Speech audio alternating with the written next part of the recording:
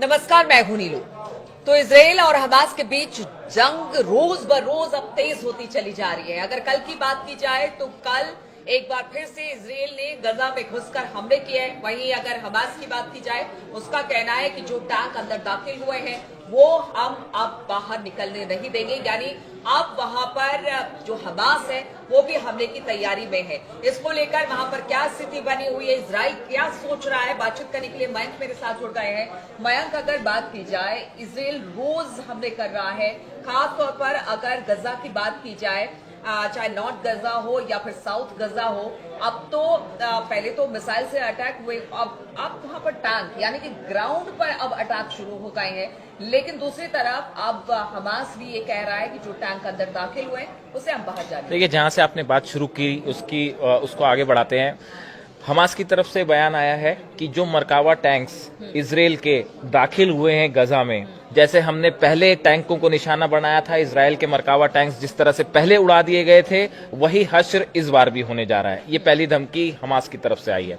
दूसरी चीज हमास की तरफ से ये कही गई है कि जो बंधक है हमारे पास, अब अगर इनको कुछ हो जाता है तो इनकी मौत के जिम्मेदार खुद बेंजामिन नेतन्याहू होंगे। इजराइल इनकी मौत का जिम्मेदार होगा। बात नंबर 2। बात नंबर 3, आप देखें, कल जो है आपने देखा, हमने तस्वीरें देखी कि इजराइल में बड़ा जबरदस्त प्रदर्शन हुआ है नेतन्याहू के खिलाफ। बड़ी हैरानी की बात है ये कि बहुत हजारों लाखों के लोगों में संख्या में जमा हुए लोग, और ये सब विरोध कर रहे थे गजा स्ट्राइक का। इनका कहना ऐसा था कि नेतन्याहू को किसी भी सूरत में गजा में हमला दूसरी बार नहीं करना चाहिए था। कहा यह जा रहा है कि शायद नेतन्याहू अपनी सरकार बचाने में जुटे हुए हैं, इसलिए उनके लिए हमला करना जरूरी हो गया था। इंटरनल पॉलिटिक्स जो है उसके चलते शायद जो है नेतन्याहू को यह हमला करना पड़ गया। लेकिन नेतन्याहू के खिलाफ जबरदस्त प्रदर्शन हो रहा है इजराइल में। चौथी जो बात है, कल देखिए एक और तस्वीर आई जिसकी बड़ी चर्चा हो रही है। यमन की जो राजधानी है, कैपिटल है सना, वहां पे कल लाखों हुतीज जो हैं वो जमा हुए गजा के समर्थन में, फिलिस्तीनियों के समर्थन में।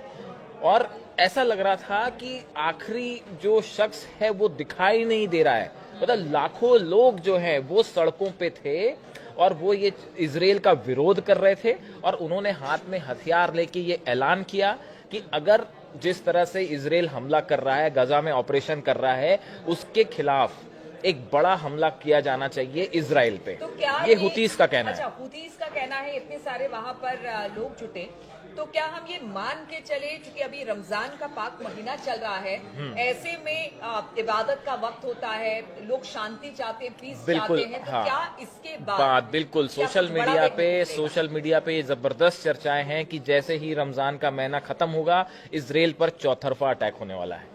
एक तरफ हुतीस जो है, हमने देखा कि 2 हाइपरसोनिक मिसाइल्स जो हैं वो दागी गई, और दोनों इजराइल की रेंज के अंदर, इजराइल की सीमा के अंदर दाखिल हुई। तब उसके बाद उसको जैसा इजराइल ने कहा कि एरो सिस्टम ने उसको डिस्ट्रॉय किया।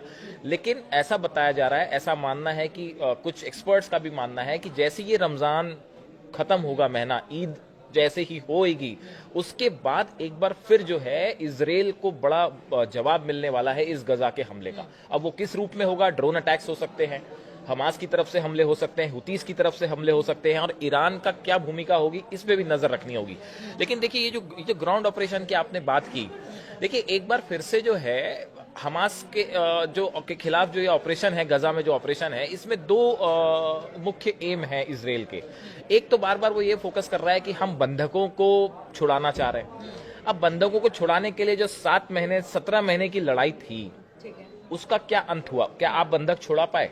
तो फिर अब कैसे छुड़ा लेंगे? जब आप 17 महीने तक लड़ते रहे, तब आप बंधक नहीं छुड़ा पाए, तो अब इजराइल के अंदर भी है। तो अब सवाल यह है कि जब उस समय नहीं छुड़ा पाए, तो अब कैसे छुड़ा लेंगे? अब देखिए, जो ऑपरेशन हो रहा है आईडीएफ का जो है, ये नॉर्थ और साउथ गाजा के बीच बफर जोन बनाने की कोशिश हो रही है, और जो है दूसरा जो है ये नॉर्थ और साउथ गाजा को अलग करने के लिए ये जो नेत्जारिम कॉरिडोर है, यहाँ पे आईडीएफ ने अपनी फोर्सेज भेज दी हैं। तो देखिए, ये ऑपरेशन जो 2 चीजें हैं, पहली बात तो बफर जोन बनाने की जो कोशिश है वो कहीं कामयाब नहीं हो पाई, न लिबनान में कामयाब हो पाई, आखिर में फोर्सेज वापस आनी पड़ी।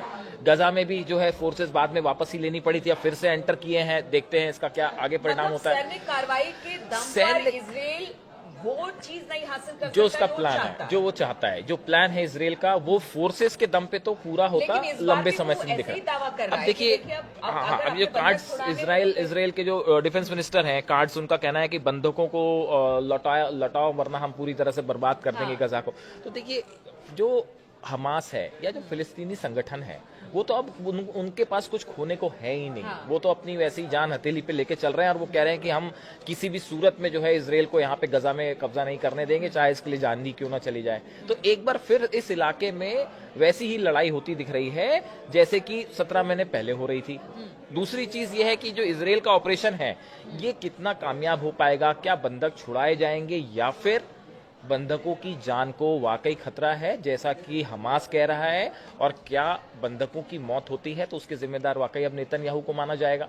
तो ये बड़ी सारी चीजें हैं। और दूसरा देखिए, अब इस पूरे मैटर में आगे ट्रंप की क्या भूमिका होती है, क्या फिर से एक प्रकार से पीस टॉक्स का प्रेशर बनाने की कोशिश है, या पीस टॉक्स अब खत्म ही हो चुके हैं। ये कई ऐसे सवाल है जिनका जवाब मिलेगा कुछ दिनों में। लेकिन फिलहाल तो ये है कि जो इसराइल का ऑपरेशन है, इस ऑपरेशन का परिणाम एक सामने बड़ा भीषण युद्ध होता फिर से दिखाई दे रहा है। मतलब अगर एक सवाल का जवाब और दीजिए, चूंकि नेतन्याहू की बात की जाए, पॉलिटिकल प्रेशर अपने ही घर के अंदर यानी बहुत ज्यादा है नेतन्याहू पर, लेकिन दूसरी तरफ बंधक भी है, उनको भी छुड़ाना है। तो क्या अपने पॉलिटिकल करियर को ऊपर रखकर उन्होंने बंधकों की जान दांव पे लगा दी है। हाँ, लगाई जान दांव पे लगा दी, ऐसी चर्चाएं हैं सोशल मीडिया पे भी।